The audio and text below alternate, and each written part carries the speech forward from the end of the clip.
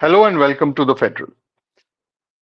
The debate or the discussion on electoral reforms concluded in the Lok Sabha yesterday evening with the reply of Union Home Minister Mr. Amit Shah.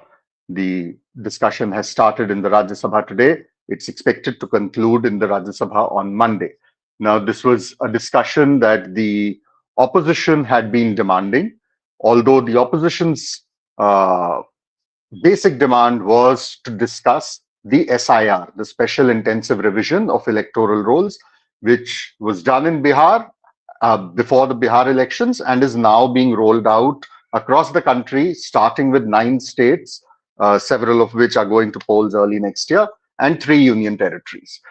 Now, the government's argument had been that it cannot discuss the SIR in Parliament, and the previous Parliament session, which was the monsoon session, was entirely washed out because the government did not concede to the demand for a discussion on the SIR.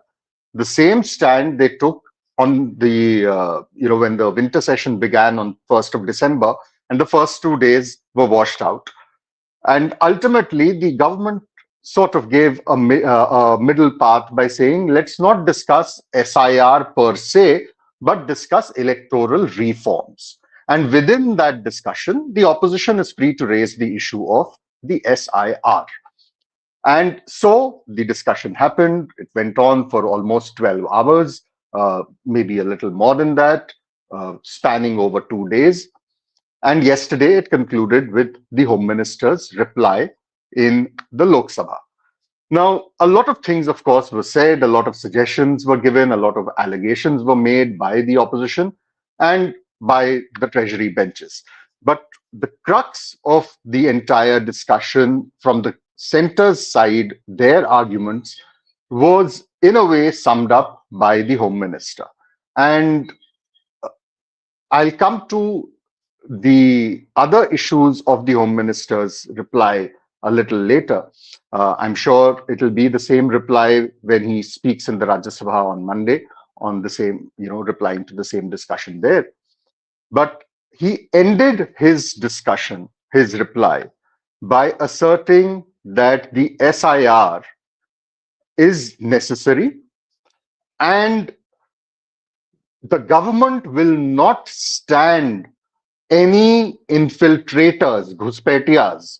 That's the new favorite in the BJP lexicon these days. No ghuspetiyas will be allowed in the voter lists. And the aim of the government is a 3D formula where they will detect the infiltrators, delete them from the voter lists, and deport them to whichever country they have come from. So DDD, detect, delete, deport. That was what the Home Minister concluded with.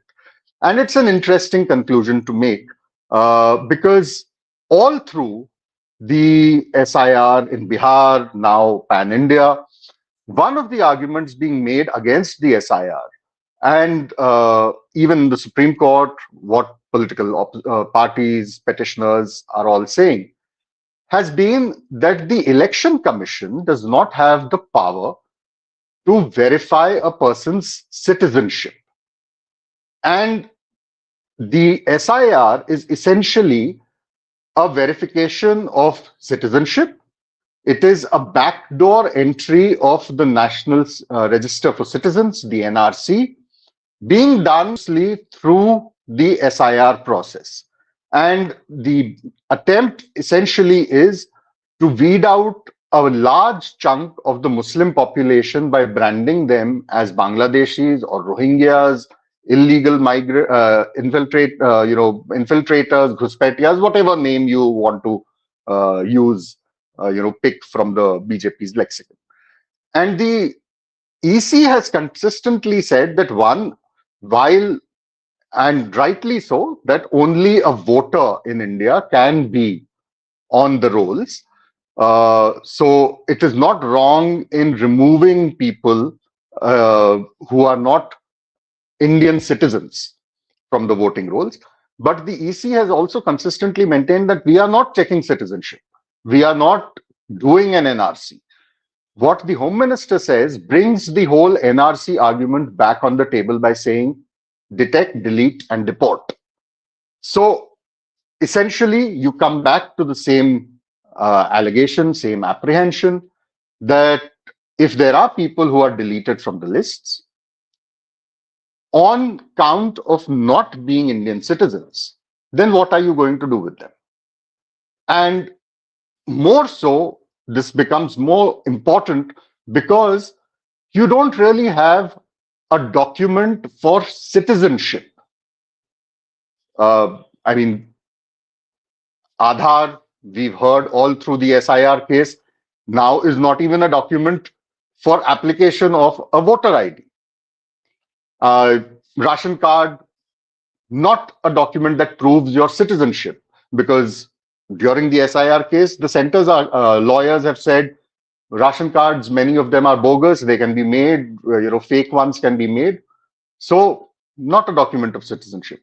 Passport, yes, but then what is the penetration of passports in the population? In Bihar, it was less than 2%. So you don't have a citizenship card for India, but you're going to disenfranchise people on the suspicion that they are not citizens. And then, as the Home Minister said, deport them.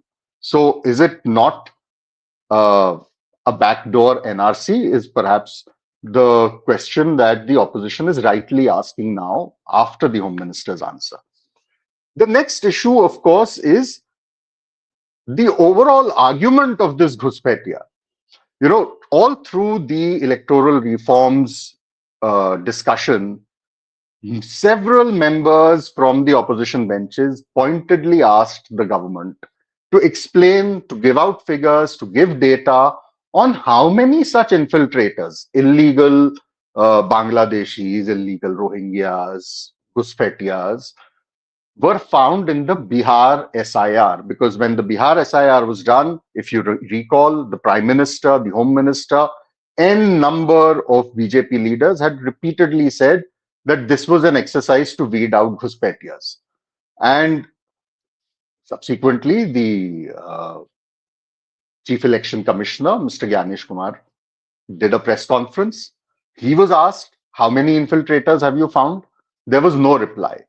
And so in continuation to that, yesterday also, when the Home Minister gave his reply to the discussion on electoral reforms, he did not give any answer on this one specific question on how many infiltrators did you actually find in the Bihar exercise. Or now that across the 9 states and 3 UTs where the SIR is being conducted as of now, it's now in the final phases. How many have you found there so far? How many infiltrators? How many Ghuspetias? There has been no reply on that.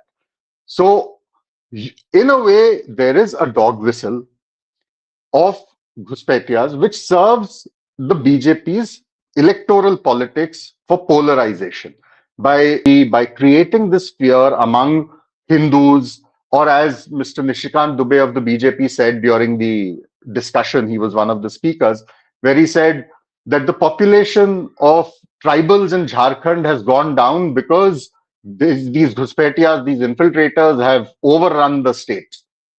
And their population is increasing while our indigenous population is going down. So it brings you back to the same argument that one heard in the early years of the Modi government, famous line that used to be bandied about of Hindu khatre mein hai, the Hindus are in danger.